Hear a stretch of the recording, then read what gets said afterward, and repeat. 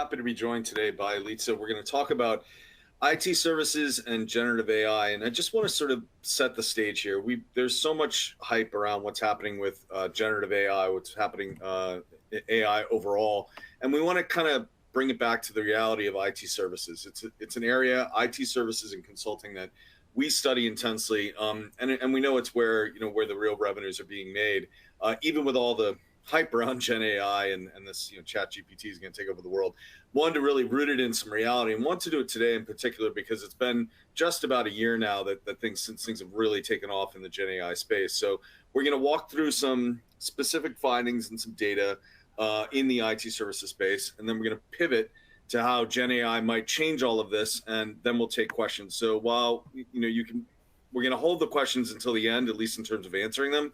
But please feel free to drop questions in there at any time, and we'll get to them when we get to the end. So with that, I'm going to turn it over to Elitsa to walk us through the drivers for 2023 in the IT services space. Elitsa? Thank you, Patrick, and welcome everyone. Starting with the IT services space, we produce benchmark. We call it the IT services vendor benchmark, which is a quarterly report that includes 31 of the leading IT services providers. The latest publication was in 3Q23. We're currently ending the processing of the data for 4Q23 because vendors are still releasing 4Q23 data. So our next benchmark will publish at the end of March, and we'll give another update of our figures and of our analysis. So for now, we're going to be talking about estimated 2023 data, just because we're wrapping up the 4Q23 earnings cycles. So a brief overview of what was the growth for the 31 vendors in the benchmark in 3Q23. We're estimating that revenue growth for those 31 vendors will decelerate in 2023 to a 3.4% year-to-year in US dollars. We expect macroeconomic uncertainty to cause IT services revenue growth to further decelerate in 2024 compared to 2021 and 2022.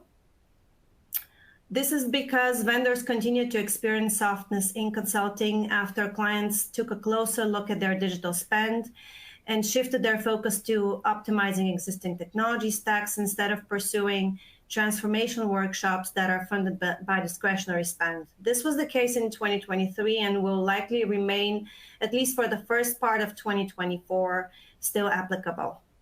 On the other hand, the macroeconomic uncertainty has continued to fuel a new wave of outsourcing demand because buyers are switching from innovation to activities that make them their businesses more resilient in the event of economic turbulence. So vendors are starting to secure large deal wins around core IT modernization, around productivity improvement and cost optimization, utilizing their managed services and cloud capabilities. And while managed services bookings usually take longer to convert into cash compared to consulting deals, some vendor success around large deals indicates that they are well positioned to address buyers' expectations. And I'll provide some examples further down. Vendors are also increasing activities in the public sector, which has been more resilient to macroeconomic pressures compared to financial services and telecom and communications, for example. Additionally, multiple vendors are developing Gen AI offerings for clients and also using them internally. And while Gen AI provides a strong use case around improving productivity, it can also challenge vendors' managed services business if technology is not properly priced after accounting for the impact on staffing models. So let's take a look at the vendor landscape and the benchmark. On this chart, vendors are positioned based on trailing 12-month revenue growth year to year, based on their trailing 12-month operating margin, and trailing 12-month revenue, which is the size of the bubble. And you can see there is a very mixed picture in the vendor's performance compared to each other and against the average for the 31 companies. The average is represented by the red dotted lines on the graph. Top performance are in the top right corner and in the area where the average lines intersect. And just a few vendors that I'd like to call out on this chart. Infosys is one of the companies that, we see one of the consistent growers. But its short-term financial profile presents a tale of two cities. While revenue growth has decelerated over the last 8 quarters, because clients delay discretionary spending, the company continues to sign large deals and mega deals. These deals had a total contract value of about $8 billion in 3Q23, which is the highest record for Infosys so far. We believe as long as Infosys remains transparent with stakeholders, the company is positioned well to improve its performance in fiscal year 2024, which ends in March, and into 2025, because these mega deals will provide Infosys with necessary foundational revenue while the company continues to execute on its cost rationalization programs and further improves its margin profile. Accenture is another vendor. While the company is not immune to broader macroeconomic pressures, Accenture is navigating shifting buyer priorities and slower client decision-making by securing core IT modernization and cost optimization workloads. The activities are enabled by Accenture Cloud First and managed services offerings from Accenture Technology and Accenture Operations. And HCL Tech. This company aligns its portfolio with emerging trends, forging alliance partnerships to incorporate new capabilities that are tied to artificial intelligence, cloud, software, and digital solutions. By strengthening its hyperscaler business units through the addition of AI specialized staff and also GenAI-oriented strategies, HCL Technology is developing in-demand services and solutions. Now, let's take a look at the operating margin performance for the top 10 in the benchmark. 8 out of the top 10 margin leaders experienced year-to-year trailing 12-month operating margin contractions in 3Q23 compared to the prior quarter. And this is an ongoing trend that we're seeing since 1Q23. India-centric IT services providers such as TCS, Infosys, and Wipro IT Services have experienced ongoing profitability contractions since 3Q22, including 3Q23, largely due to rising labor costs, which result from increased wages and incentives, and due to higher SG&A expenses. For example, TCS continues to prioritize to reduce its subcontractor use and improve utilization, which is supported by the decline in its attrition rate from 22% in 3Q22 to 15% in 3Q23. But TCS's SG&A expenses increased year to year, reflecting rising wages and non-wage costs in areas such as facilities, communication, and travel. On the other hand, HCL Technology is one of the few vendors with improving profitability. Increased adoption of HCL software offerings combined with growth in artificial intelligence solutions help the company reduce its costs of services and offset investments across its delivery network. The TTM operating margin of 18.3% in 3Q23 was within the guided range for the company between 18 and 90% for the fiscal year 2024. And it's positively affected by use of artificial intelligence and automation tools that help improve business operations and drive productivity. On this slide, I want to zoom into 2 employee efficiency metrics, which closely tie with the productivity and profitability trends. The first is employee attrition. Average employee attrition for the 31 vendors declined significantly to 16% in 3Q23. Attrition is now getting close to the historical range in the mid-teens. Fears of recession have slowed the hiring across multiple vendors in the benchmark and the broader technology industry, reducing competition for talent, and that's why we're seeing the decline in employee attrition. However, IT services companies continue to compete to retain talent with skills in key areas such as cloud and cybersecurity and artificial intelligence. And we keep seeing that vendors continue to shift from recruitment and onboarding to upskilling, reskilling, and career development as hiring rates slow down. And we believe this shift will help IT services providers align their benches to market demand while stabilizing productivity employee costs. And the second metric is utilization. Utilization is increasing slowly, but it's increasing, remaining close to the historic average between 79 and 80%. It was 80% in 3Q23. IT services peers slow down hiring activities, but they ramp up internal training and professional development and pursue productivity initiatives to extract the most value from their existing workforces. However, we saw a slight decrease of 10 basis points sequentially in utilization in 3Q23, largely due to a drop in consumer demand, resulting in underutilized staff for some of the vendors in the benchmarks. So embedding automation into the service delivery and investing in AI enables vendors to improve utilization, efficiency, and quality, and to support their revenue growth without having to add people. And this is the place to mention GenAI and the ongoing push across vendors in the benchmark to expand their GenAI capabilities and to use solutions internally to improve productivity, to optimize their costs, and to boost profitability. And now let's switch gears a bit to revenue areas that we selected to discuss on this webinar. And going to the second section is where we will focus on financial services industry and the Americas geography. So each quarter, TBR alternates between providing industry deep dives and geo deep dives, selecting from a pool of 6 industry verticals and 3 geographic regions, which are EMEA, Americas, and Asia Pacific. So here's a short glimpse just of what we discussed in financial services in 3Q23 benchmark. For this section, we took a look at 17 services providers that are within the benchmark, and we analyzed their performance in financial services, their strategies and investments for expansion in the sector.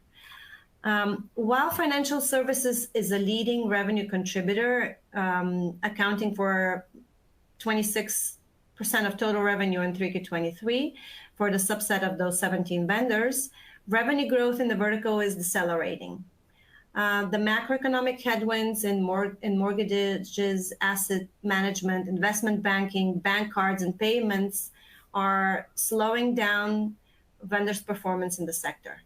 Some of the vendors are experiencing revenue growth deceleration in the UK and Ireland and in North America, and those 2 regions are typically the largest revenue contributing geographies for IT services activities in financial services for the cover of vendors.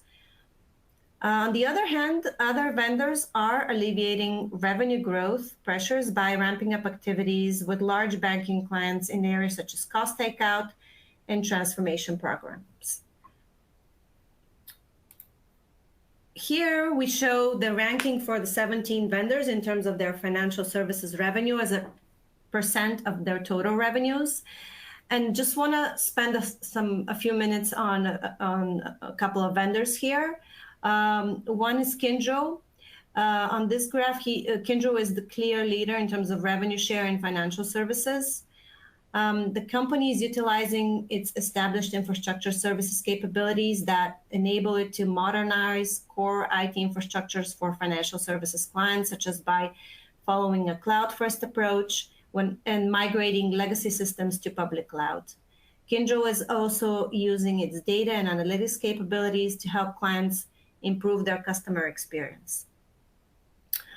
The company is also developing industry specialized solutions such as the recently launched Kyndryl's banking and financial industry services for Google Cloud customers. What's notable is that this solution integrates Google Cloud customer solutions, but with Kyndryl Consult offerings and capabilities. And Kyndryl Consult is a business that was recently launched that integrates advisory and technology implementation and integration services. So providing Kyndryl Consult architects and designers and experienced developer and delivery teams, combining them with Google technologies and with Kyndryl Cloud native managed services and compliance and security offerings really provides a breadth and increases Kyndryl's value proposition in financial services. And the second company is HCL Tech, and I'll let Patrick introduce the company. Yeah, thanks. So I attended an HCL Tech financial services event last fall, and that led to meeting with them in London a few weeks, or I guess about a month later, to talk about a very specific solution that HCL Tech had built for a European bank around know your customer. If you're in the financial services space, you'll know exactly what I'm talking about. We have a special report on that particular briefing from HCL Tech on our website. And so I'd recommend looking at it. And if you have further questions after you've read it, of course, always happy to chat. So why does it matter? Why did I think it was worth talking about today in particular? Know your customer is such a huge drag for banks. It costs money. It ties people up. It poses a regulatory, and a compliance risk. And HCL Tech's solution was so good. It was so efficient, and it addressed the risks in such a way that the bank actually handed over the entire KYC responsibility to HCL Tech. That's not unheard of, but it is certainly rare. And perhaps more importantly, it's repeatable. And every single bank has KYC needs. So it's really worth paying attention to what exactly HCL Tech is doing here, and where we think we're going to see them be more prominent or take a larger piece of the financial services opportunity when it comes to IT services. So again, the special report goes into great detail on this, and I'd be happy to take questions if folks have them after they've read the report. I'll turn it back to Elitsa.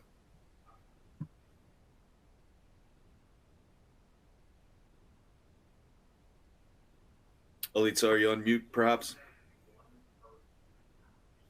Yes, thank you, Patrick. On the following two slides, we take a look at the Americas region, which we published the discussion in 2Q23 benchmark. The analysis is based on revenues for the 31 vendors in the report.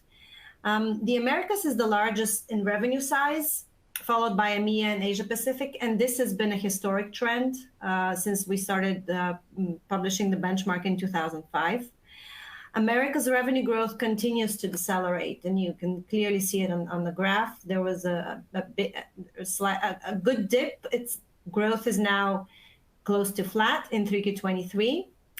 The lingering inflation in the US is creating an uneasy environment and pressuring clients' discretionary spend. However, there's the spending on technology services, especially around cloud and security, continues to increase, though at a slower rate compared to the 2021 and 2022 budget cycle. Vendors continue to drive sales around modernizing clients' applications, optimizing business workflows, delivering productivity improvement, and speeding up time to value. The declining revenues in financial services are also a large contributor to the decelerating revenue growth in the Americas, especially for the vendors that have a large share in financial services. Telco, media, and technology is also a vertical that is seeing a decelerating revenue growth over the past several quarters and is dragging down growth in the Americas. But the established vendors in the regions are looking for opportunities elsewhere. They're expanding in the public sector, in healthcare, manufacturing, and the services industries to offset the declines in financial services and telco, and to pursue growth opportunities. So on this slide, again, we'll just highlight a few providers. One is Accenture. Americas contributes for over 50% of total revenue for Accenture. One of the reasons Accenture Federal Services is an area that's fueling growth in the US, because the company is winning several broad-based government contracts. For example, with the US Defense Health Agency around cloud, cyber, and data management, with the US Army around identity, credentials, and access management, and also with the US Air Force for IT modernization. Additionally, the purchase of Answer Advisory in 4Q23 will enhance the Accenture's Industry X capabilities for capital projects and add 1,200 professionals to Accenture's US base, resource base.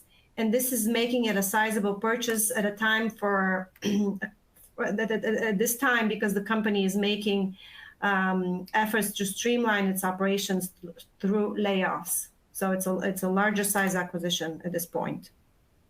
Infosys is another company. The Americas revenue share of 60% of total revenue exceeds that of Accenture's. And again, we're seeing a push in public sector from Infosys. The company is expanding its addressable market with the state and provincial agencies in the US and Canada, and also with the federal agencies.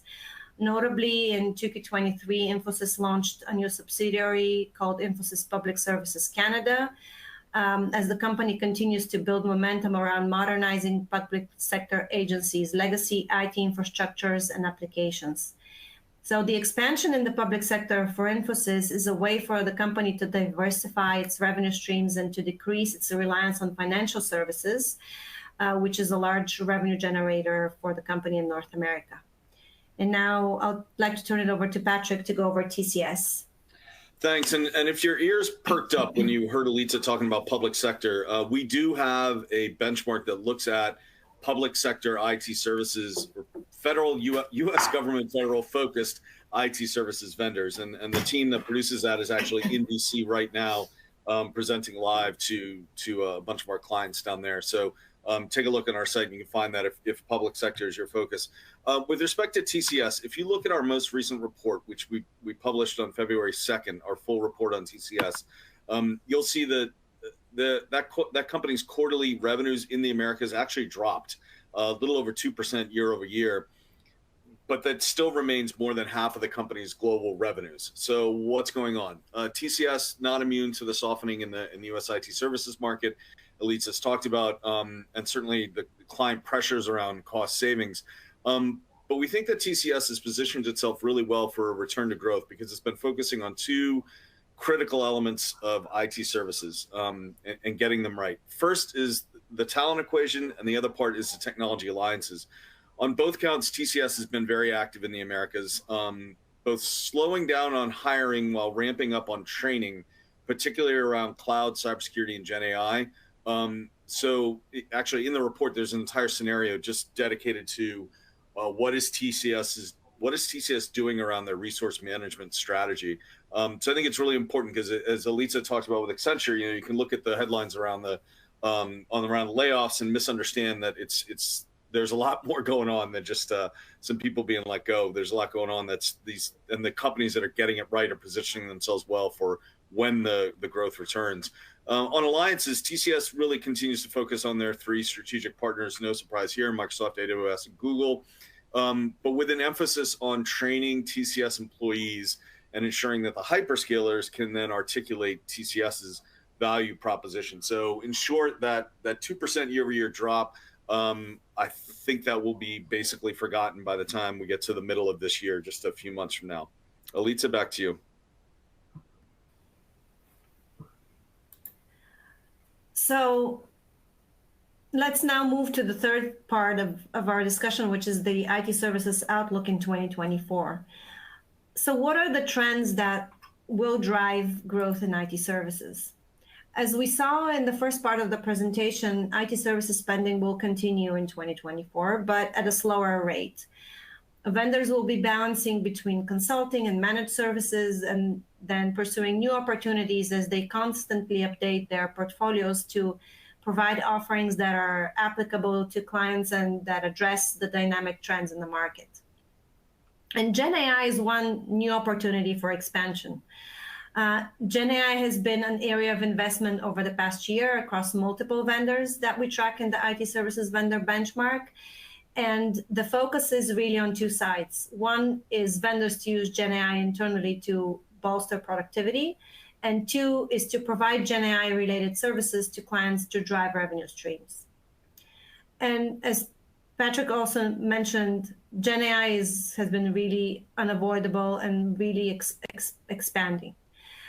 There was hype around GenAI in early 2023 that has now been a bit softened by concerns around costs, technology challenges, and also around ethics. So to keep clients interested, IT services vendors and consultancies have pivoted from art of the possible options to now offering business-backed use cases. However, accelerated adoption will not happen until the costs come down and data management improves. At its core, GenAI really depends on data, on good data. And across numerous surveys, including TBR's Voice of the Customer research that we recently published on GenAI, the surveys indicate that only a small percentage of enterprises sufficiently collect, manage, and understand their internal data. And efforts to adopt GenAI enhanced solutions will persistently run into data issues. So this really is opening the door for consultancies and for consulting-led IT services vendors to assist with data orchestration.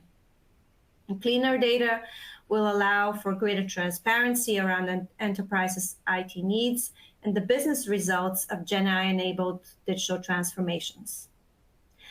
And now, with greater transparency will come another challenge. There will be increased pressure for outcome-based pricing arrangements.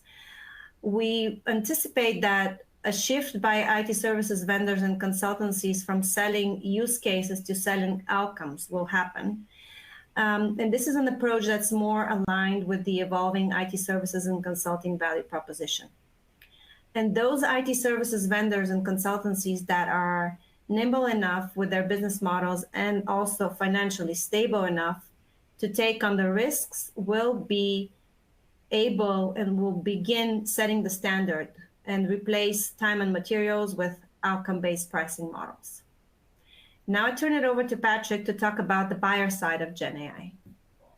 Excellent, thank you. So what I want to do here is really kind of double click, I guess you could say, on what Elitsa just talked about, specifically around the buyer's side and the spending and the budget. So what you're seeing here on this slide, this comes from our December 2023 Voice of the Customer research that Elitsa mentioned. And I want to highlight two things.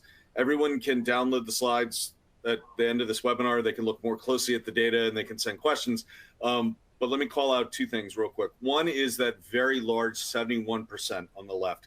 A sizable percentage of IT services and consulting buyers are looking for their vendors to demonstrate pricing agility. Just want to hammer this point home that Elitsa already made. So 2023, that was the year that everybody jacked up their premiums on anything that they could slap a GenAI label on.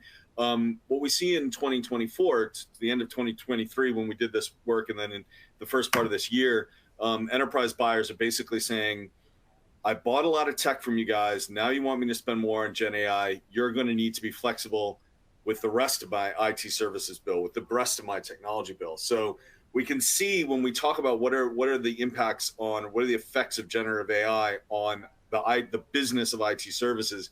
This is one of the ones that's really clear, right from all the research that we're doing. On the right side, we see something dramatic because we've been doing this research for, I think this is 7 years now, maybe 8 years now, this Voice of the Customer research. We've never seen anything but cloud and cybersecurity at number 1 and 2, flip-flopping. That analytics jump to the top spot, probably not a surprise, shouldn't be a surprise given all the GenAI hype.